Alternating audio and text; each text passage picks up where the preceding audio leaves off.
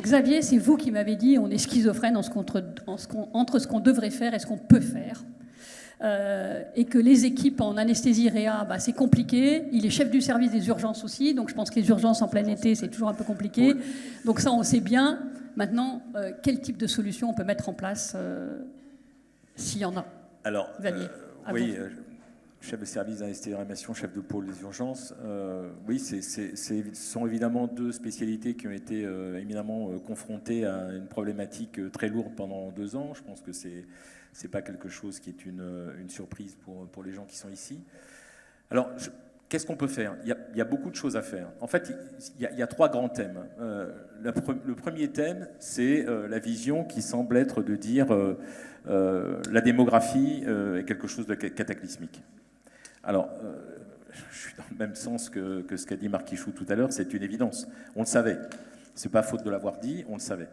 Donc, une fois qu'on a ça, on se dit, est-ce que c'est quelque chose d'extrêmement récent? Alors, c'est assez étonnant parce que quand on regarde les différentes missions qui ont eu lieu, moi, une des premières qui a eu lieu sur le manque d'infirmières à l'hôpital, 1974. 1974, avec une très très belle couverture de Paris Match qui dit l'hôpital va mourir, il n'y a plus assez d'infirmières. Je peux vous la sortir, je l'ai déjà 1974. Je l'ai déjà mise en évidence dans un topo qu'on m'avait demandé de faire l'année dernière.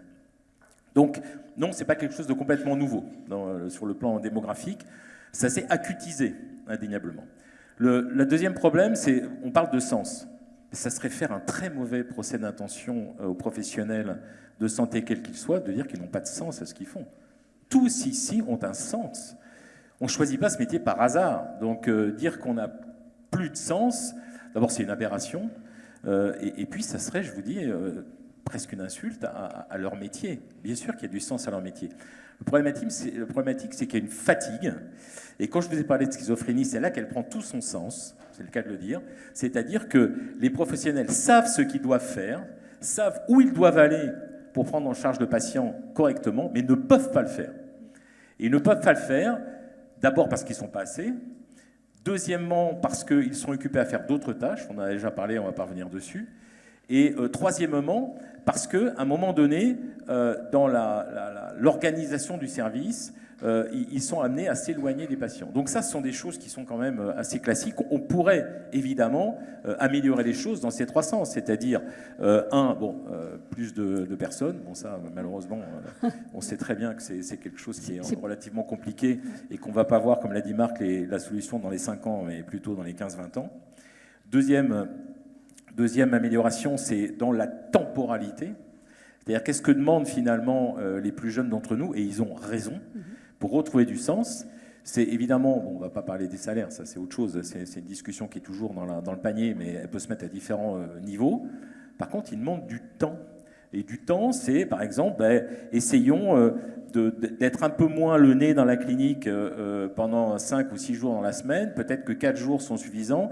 Et un jour, on sera amené à faire autre chose, avoir une vision participative. Et ça, c'est une vraie demande de la jeune génération, c'est de ne faire que 4 jours. Hein. Donc déjà, ils ne sont pas assez nombreux, mais en plus, ils veulent faire que 4 jours. Donc comment on va faire, attendez. Alors justement, il ne faut pas dire ils veulent faire 4 jours, c'est feignant. Non, c'est pas du tout ça. C'est qu'il y a une vision, c'est-à-dire que on veut regrouper l'activité clinique dans les 4 jours. Ils vont pas faire 20 heures par semaine, hein, c'est pas le problème. Ils vont faire les heures qu'ils doivent faire, et qui sont régulées, mais qu'au moins ils aient une journée de respiration où ils puissent faire autre chose, s'occuper d'une vision participative dans l'institution dans laquelle ils travaillent, s'occuper de leurs collègues, la recherche, l'enseignement, les plannings, peut-être recevoir des patients en consultation post-quelque chose, post-réa, post-urgence, tout ce que vous voulez. Et ça, ce sont des choses qui sont quand même, à un moment donné, à visionner. Ça, c'est intéressant parce qu'on touche du doigt l'organisation du travail, là, vous voyez, sur ces sujets-là. Et ça, je trouve que c'est nouveau. C'est des choses qu'on n'entendait pas il y a encore quelques temps. Alors là-dessus, on a quand même une écoute, alors c'est pas parce qu'il est là, mais on a une écoute quand même réelle de la part de l'administration qui très clairement nous dit, mais Madame Ferrer nous l'a dit d'ailleurs en réunion au COGAR, qui est le comité d'organisation et de gestion de la réanimation, moi je ne vois pas de problème à ça si évidemment le travail est fait, et c'est une évidence, hein, on va pas laisser des patients sur le côté parce qu'on fait un jour de moins. Voilà, donc il y a une belle écoute. Et puis, on va essayer d'avancer aussi dans d'autres initiatives qu'on peut amener avec les plus jeunes à mettre. Ils n'ont pas du tout la même... Et encore une fois, ce n'est pas du tout une critique, que les choses soient claires, non, parce qu'après, on fait ancien combattant, etc. Mais ils n'ont pas du tout la même vision qu'on avait de notre vie à l'hôpital, hein, où nous, bon, on rentrait à 30 et quelques années, on était presque immolés pour être au CHU, on savait qu'on y restait 40 piges, et puis voilà, bon, c'est pas du tout la même vision des choses. Et je pense que c'est très important ce que vous dites là, Marc Ichou, parce que c'est pas un jugement de dire qu'on n'a pas les mêmes... pardon, je me trompe entre les noms. La même chose avec Marc. J'y arriverai pas encore, mais bon, Xavier Capdevila. Donc c'est pas du tout un jugement de dire qu'on n'a pas la même vision. Voilà, et justement, les jeunes vont apporter une autre vision du soin, une autre façon de travailler, et tant mieux, hein. Donc ça sera la leur. Vous savez, on a déjà généré des solutions, il y a des solutions nationales, alors j'espère que le rapport va en apporter d'autres, et très clairement, sûrement, il va y avoir d'autres sur le besoin qu'ont les soignants d'être pris en compte.